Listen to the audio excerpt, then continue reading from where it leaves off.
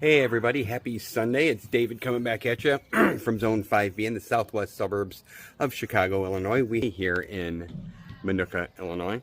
So I wanted to work a little bit with the plants that I do have.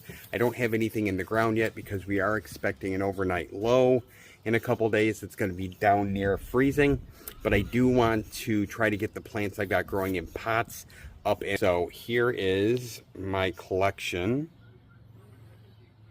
I bought some new bedding to mulch with, and I've showed you guys these plants before. In the green Menards buckets here are peppers that I grew successfully last year that I am trying to overwinter. Peppers are perennials in the right climates, so up here in the north where we do get the cold streaks, you should be able to prune them back like I did, and then move them or sheltered location, and then get a head start on the next season. So what I'm trying to do is wake these up. I haven't seen any new growth on them just yet, but we also haven't had much warm weather yet. They've been stored in my garage along with my trees that I had from last year and my trees, which I'm trying to grow as well. For this today, I'm Burpee organic tomato and veg fertilizer, and I am following the instructions on the back. One of the problems that you might have is how the description and instructions are broken down. I know that these green Menards buckets here are 3-gallon buckets. So I put it in the Google machine, and that told me that 3-gallon buckets equal just under a half of a cubic yard. And the instructions on the bag say, for both potting and applications and raised beds, incorporate 1.5 cups of the fertilizer per cubic feet of soil. So by doing a little math, I worked out that each of these containers, according to the instructions, should get 3/4 of a cup of the fertilizer. So that is currently what I am doing. I removed any of the old mulch that I had on top of the peppers, and then I am adding 3/4 of a cup, which seems like a lot. But the thing to remember when you're growing, whether it's trees or vegetables, in a container like I do with my tomatoes and trees, the only nutrients that these plants are ever going to get are what they have available in the container with them. If you plant something in the ground, it can just send its roots out deeper and deeper to find what it needs. So a lot of times you don't have to fertilize as heavily. But in the container, the roots can't go any further. So if it's not getting enough nutrients in its container, then it's not going to thrive. So this is what I'm doing with every one of those containers. I added the fertilizer on top, and then I scratched it in just a little bit in the first couple of inches. Once I am done with that, I will cover each of these with a mulch, and then I will water them in heavily. And this should hopefully get the fertilizer breaking down. This is more of a long term. This isn't the instant gratification I would get with a water soluble fertilizer, but I will add some of that as well. I also started around the corner here with my blueberries. I did the same thing. The only difference is for blueberries, you do have to use fertilizer for acid-loving plants, because blueberries are one of those plants that need to be in slightly acidic soil and get the fertilizer for acid-loving plants. You see 3 out of the 4 are doing really well. This one here has not shown any new growth yet. So I'm not sure if it's still dormant or if maybe the plant was dead. But the other 3, these 2 I actually bought out of those boxes that you see at the big box store, Tractor Supply, Home Depot, Menards. I got mine from Tractor Supply. And this one I actually got potted up, and it's doing really, really well. You see all the flowers on there, so hopefully some berries off of that sometime this year. Other than that, my trees coming along nicely. That is my cherry tree, my Meyer lemon, which I am waiting for some citrus fertilizer that's supposed to be coming Tuesday, so I can feed that properly. This one is my Granny Smith apple that I got last year. Tamarillo tree that I grew from seed last year. Another Tamarillo also grown from seed. My second cherry, because I did need a pollinator, so I bought 2 cherry trees. I have a grapevine that I started in a little pot.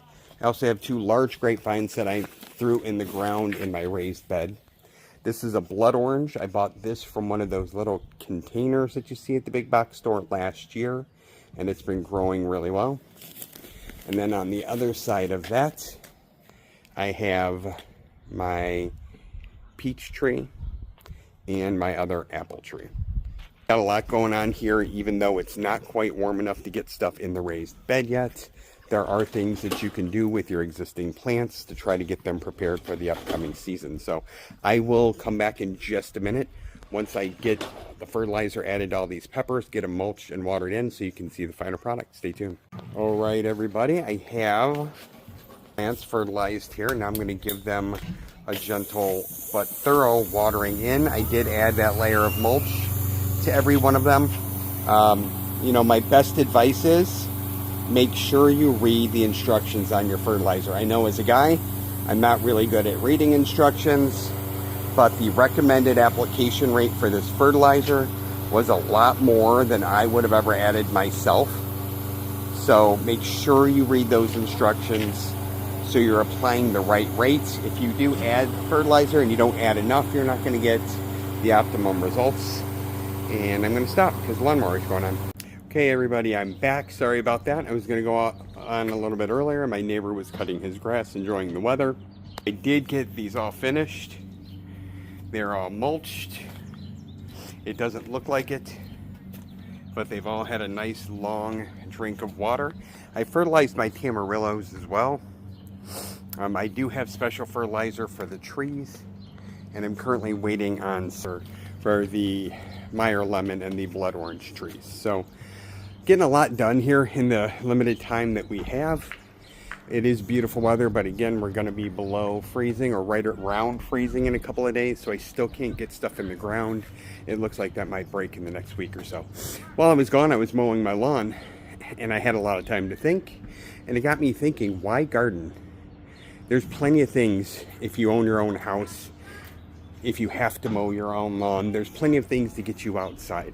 Plenty of things to get you fresh air, plenty of things you can work on that can keep you busy as well. And honestly, gardening's not the cheapest hobby if you go all in.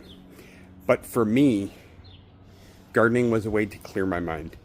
I had a lot going on in my life back in 2023, including retiring from a job and some life status changes. Found myself with a lot of free time as my kids were gone half the time.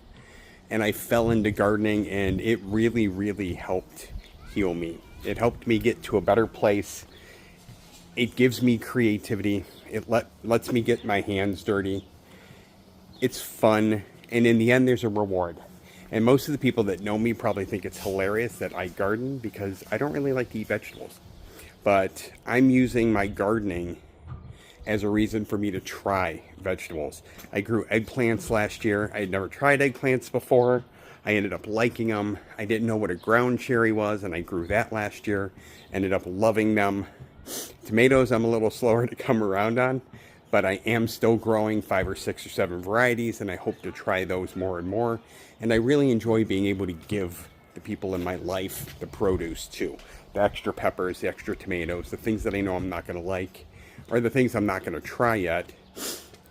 It's very rewarding to be able to grow my own food, get my hands dirty, have control over something like growing all these plants, and then to be able to gift them once they're grown just adds an extra benefit for me. So I hope you guys get out there. Hope you enjoy the weather.